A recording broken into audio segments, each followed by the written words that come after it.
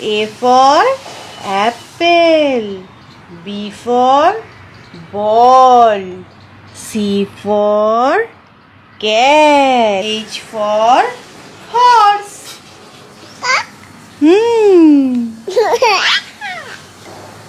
আচ্ছা বলো তো বল কোনটা মানায়?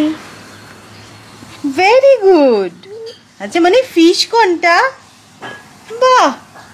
এলিফ্যান্ট? এলিফ্যান্ট, বাহ। মিয়াও পুষি কোনটা? মিয়াও মিয়াও করে যে? মিয়াও মিয়াও মিয়াও। এই তো মিয়াও পুষি। গ্রেপস কোনটা? তোজো গ্রেপস খেতে পছন্দ করে তো, খুব ভালোবাসে। হ্যাঁ। ওয়াটারমেলন। তোজো ওয়াটারমেলন আবু করে তো? ওয়াটারমেলন হ্যাঁ আবু করে। তোজো টাইগার কিভাবে ডাকে? এরকম করে। সকাল থেকে উঠে ছেলে পড়তে বসে গেছে। নতুন নতুন তো তাই জন্য আগ্রহটা বেশি।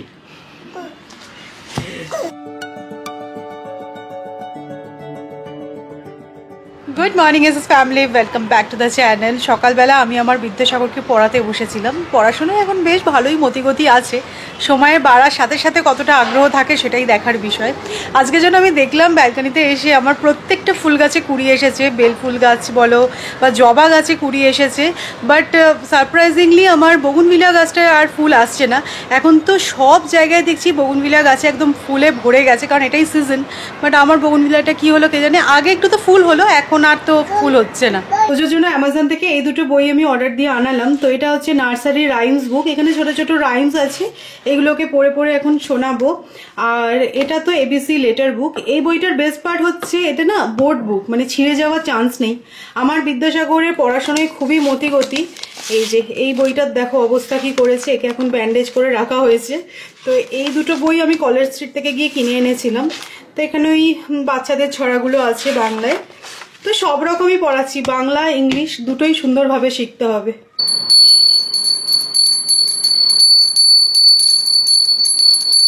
ও পুরুত ঠাকুর, কোথায় চললেন পুজো করতে? হ্যাঁ, আজকে কি পুজো আছে আপনার? নিত্য পুজো? ঘন্টাটা তুই পেলি করতে গেলে ঠাকুর ঘর থেকে নিয়ে এসছিস? কি বদমাইশ দেখো, ঠাকুর ঘর থেকে ঘন্টা নিয়ে চলে এসেছে। যাও রেখে এসো, জায়গায় রেখে এসো। রেখে গোপুদাদাকে নমো নমো করে নাও, ওটা রেখে দাও। গোপুদাদাকে নমো নমো করো।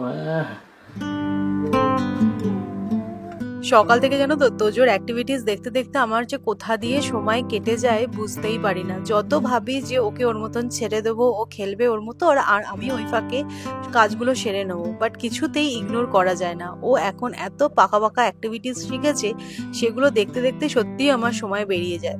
তো যাই হোক, আজকে একটু বেরোনোরও প্ল্যান আছে, তাই তাড়াতাড়ি করে চলে এসেছি কিচেনে। তো ব্রেকফাস্ট বানাচ্ছি আমি। না প্রথমে এসেই আগে সুজি আর একটু দই দিয়ে ভালো করে জল দিয়ে মিক্স করে নিয়েছি। 10 মিনিট মতন ভেজে গেছে, আর তার মধ্যে সমস্ত ভেজিটেবলস অ্যাড করেছি।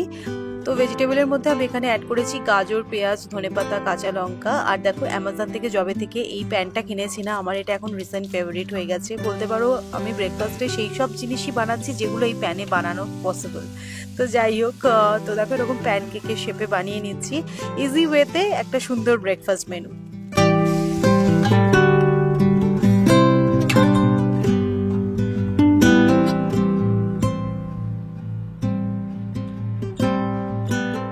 আমাদের ব্রেকফাস্ট ডান। আমার কিন্তু খুব ভালো লাগলো, তোমরা এইভাবে একবার ট্রাই করে দেখতে পারো। সুজি, দই আর যা ভেজিটেবলস ফ্রিজে আছে সেই দিয়েই ট্রাই করো। এরকম প্যানেই যে বানাতে হবে তার কোনো মানে নেই, তোমাদের কাছে ননস্টিক প্যান থাকলে তাতেও কিন্তু এইভাবে সুজির ছিলা বানিয়ে দেখতে পারো। তবে হ্যাঁ, ননস্টিক তাওয়াতে কিন্তু করো, সুজির ছিলা কোনো অবস্থাতেই ননস্টিক ছাড়া কিন্তু উঠতে চায় না। তো এখন একটু বেরোবো, টাইম আছে এখনও, যদিও যাবো বলতে তোমাদের বলেছিলাম না যে আমার স্কিনে একটা প্রবলেম হয়েছে, একটা দেখতে পাচ্ছ সাদা স্পট এসেছে। তো এটা ভাবছি ফেলে রাখবো না, ডার্মাটোলজিস্টের কাছে অ্যাপয়েন্টমেন্ট নিয়েছি। তো 12টার সময় অ্যাপয়েন্টমেন্ট পেয়েছি, তো তাই জন্য আমি সকাল সকালে ব্রেকফাস্টটা সেরে নিলাম। আজকে রান্নার সকালে আর সেরকম কোনো ঝামেলা করব না, কারণ জানি না কতক্ষণ কি সময় লাগবে। এই রকম প্রবলেম না এর আগেও আমার একবার হয়েছিল স্কিনে, তখনও আমি ডার্মাটোলজিস্ট দেখিয়েছিলাম। খুব বেশি দিন মানে 1 মাসের মধ্যেই ঠিকও হয়ে গেছিলো। তো দেখি কি বলে, জানো তো মিশোর থেকে দেখো এই সোফা কভারটা আমি অর্ডার করেছি। আমি না খুব একটা পছন্দ করি না সোফায় ওই কভার পেতে রাখতে, কারণ আমার মনে হয় এই লুকটাই চলে যায়। বাট এখন তোজো বড় হচ্ছে, তোজো এখন সোফায় একা একা উঠতেও শিখে গেছে, সোফায় বসে হয়তো বিস্কিট খাচ্ছে বা কিছু, তো না খুব নোংরা হচ্ছে সোফাটা। তাই এখন বাড়িকে তো কিডস ফ্রেন্ডলি বানাতে হবে, তো তাই জন্যই এই কভারটা ইনিশিয়ালি আমি একটাই অর্ডার করেছিলাম। তো ভাবলাম যে একটা আগে আসুক, পেতে দেখি কীরকম লাগছে বা কোয়ালিটি দিয়ে বা কীরকম হয়। তো সেটা দেখলাম যে ভালোই লাগছে, খুব একটা মন্দ লাগছে না। তো তাই জন্য আরও একটা অর্ডার করেছি, তো আজকে প্লেস করব, তোমাদেরকেও দেখাচ্ছি। এটা কিন্তু খুব বেশি দামও নেয়নি, 350 টাকার মতো নিয়েছে। এরকম ট্রাসেল লাগানো আছে দেখো। তো ব্লু এর সাথে আমার এই বেজ কালারটাই বেশি ভালো লাগলো, আদার্স কালার অপশনও কিন্তু ছিল।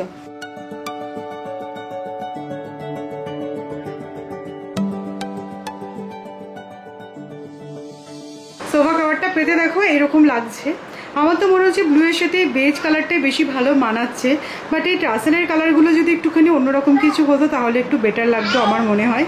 বাট একটা জিনিস যেটা ভালো সেটা হচ্ছে না, খুব সুন্দর টান টান করে দেখো পাতা গেছে। যেহেতু আমার সোফাটা ভেলভেটেড তাই জন্য স্কিড করছে না, বসার পরেও একদম অ্যাজ ইট ইজ আছে। ঠিক আছে, ভালোই বেশ।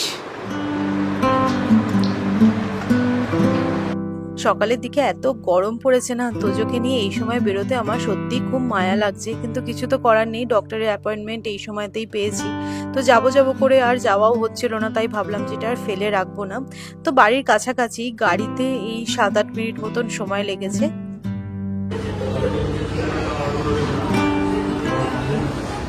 টাইম লাগবে। 4 নম্বরে নাম লেখালাম, এখনো ম্যাডাম আসেনি।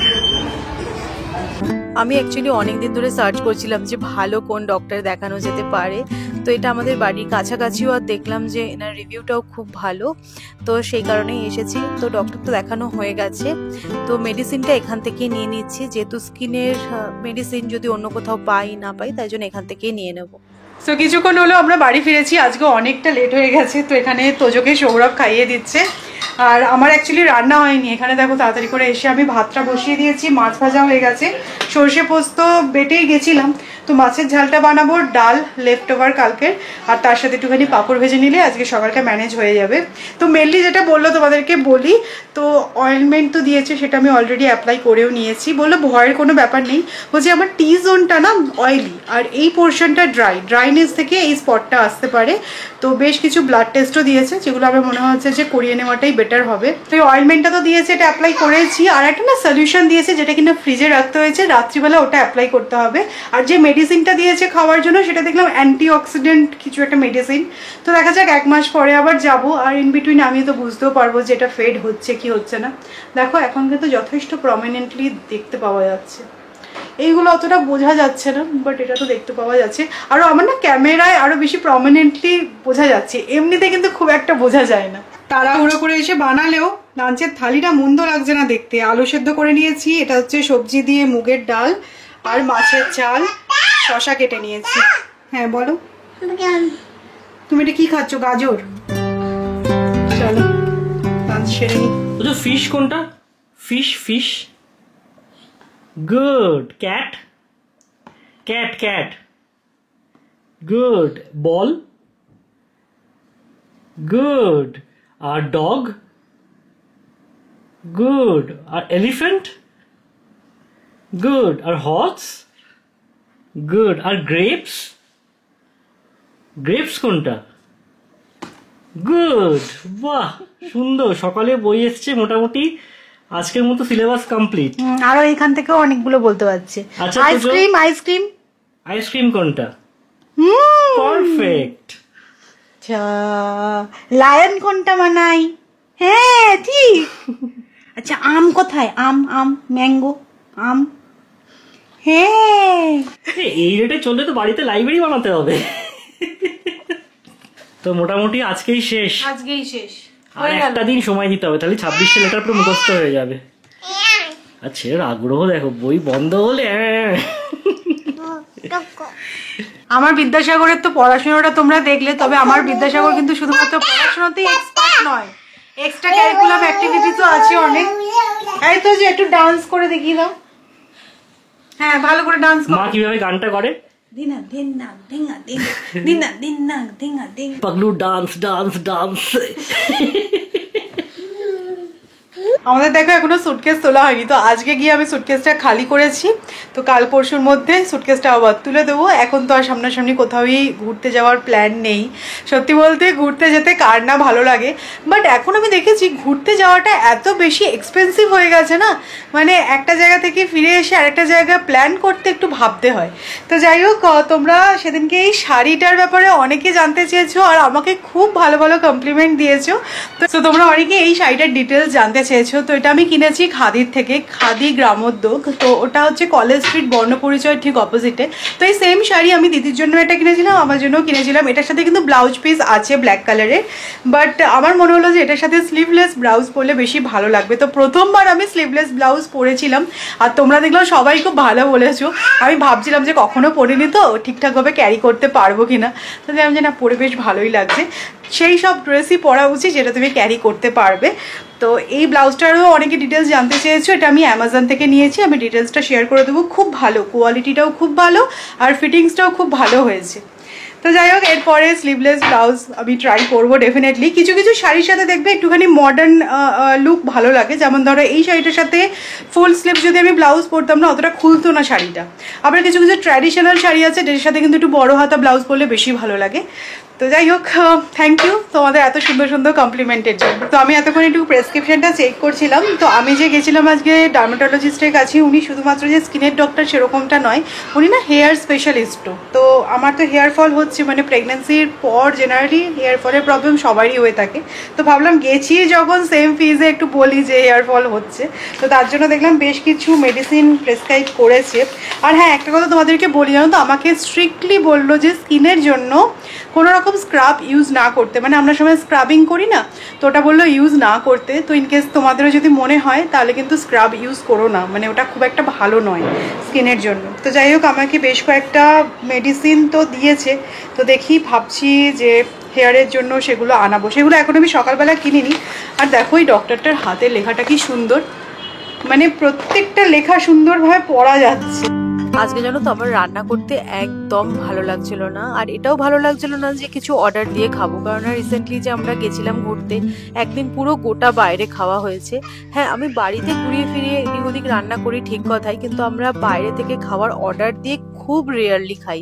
মাসে হয়তো ধরে নাও একদিন বা দুদিন, কারণ আমি যেহেতু রান্না করতে পছন্দ করি, তো বাড়িতেই বেশ ঘুরিয়ে ফিরিয়ে আমার রান্না করতে ভালোও লাগে।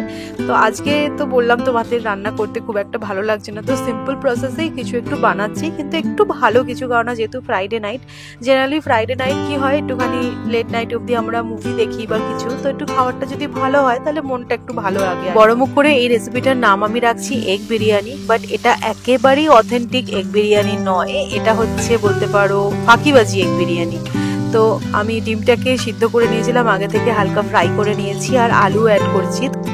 আলুটা না আমি একটুখানি ছোটো করেই কাট করেছি, কারণ আমি তো একসাথে 1 পট রাইস বানাবো, তো সেই কারণে বেশি বড় আলু থাকলে না সিদ্ধ হতে চাইবে না। গরম মশলা আর স্টার অ্যানিস অ্যাড করছি, আর বেশ কিছুটা পেঁয়াজ আমি এখানে প্রথমে ভেজে নেব। পেঁয়াজটা ভাজা হয়ে গেলে আদা রসুন পেস্ট ইউজ করব। আচ্ছা, তোমরা কিন্তু চাইলে এর মধ্যে ভেজিটেবলসও অ্যাড করতে পারো, চাইলে তোমরা গাজর বা বিনস এগুলো অ্যাড করতে পারো, তাহলে সেক্ষেত্রে আর এটা কোনো অংশেই বিরিয়ানি হবে না, এটা পুরোপুরি পোলাও হয়ে যাবে। যাতে সৌরভ ওই পুরোপুরি এগ পোলাও বলতে না পারে, তাই জন্য বলতে পারো আমি সবজি টবজি আর কিছু অ্যাড করিনি, কারণ সেগুলো আবার কাটার ঝামেলাও আছে। তো এই যে এখানে দেখো আমি শানের বম্বে বিরিয়ানি মশলাটা অ্যাড করে দেবো। তো ভালো করে দেখো পেঁয়াজটা ভাজা হয়ে গেছে, রেড চিলি পাউডার আর এই শানের বিরিয়ানি মশলাটা অ্যাড করেছি, অল্প একটু টক দই অ্যাড করেছি। এবার ভালো করে নাড়াচাড়া করার পরে দেখবে তেলটা যখন ছেড়ে আসবে, তখন ভেজে রাখা আলু আর ডিমটা অ্যাড করে দেবো, স্বাদ মতো নুন অ্যাড করে দেবো। তারপরে নাড়াচাড়া করে নিয়ে চালটাতে ধুয়ে রেখে দিয়েছিলাম আগে থেকে, তো চালটাও এর মধ্যে একসাথে অ্যাড করে দেবো।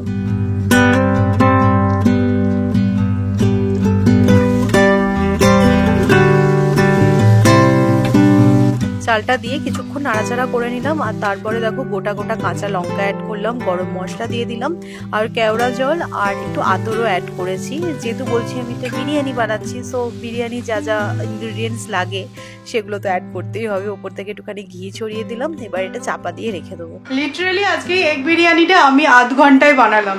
তো এখন তো জাস্ট দমে দিয়ে দিয়েছি, 20-25 মিনিটের মধ্যেই হয়ে যাবে। তো অবশ্যই ট্রাই করে দেখতে পারো। তো এরকম প্রসেসে যদি এগ বিরিয়ানি পাওয়া যায় তাহলে তো আমার মনে হয় এই গরমে প্রত্যেকেই বানাবে। তো আজকে ফ্রাইডে কিছু একটু ভালো মন্দ খেতে ইচ্ছা করছে, আর তোমরা তো জানোই রুটি বানাতে আমার ভালো লাগে না, তো সেই কারণেই 1 পট রাইসটা বানালাম। তো চলো এটা হোক, ফাইনাল লুকটা তোমাদেরকে দেখাচ্ছি। আজকে তো পুরো একদম ফাঁকিবাজি হয়ে গেল, তাই না? বিরিয়ানি খাওয়াচ্ছ, তাতে আবার চিকেন নেই, মাটন নেই, শুধু ডিম। হ্যাঁ, এটা বিরিয়ানি নয়, বিরিয়ানি কাম পোলাও, এই ঝরঝরে হয়েছে। যাও একটা খেলেই হলো। ফ্রাইডে নাইট বলে কথা, একটু স্পেশাল হয়ে গেল আর কি। না গো, এটা খেতে কিন্তু সত্যি খুব ভালো হয়েছে, আমি টেস্ট করে দেখেছি।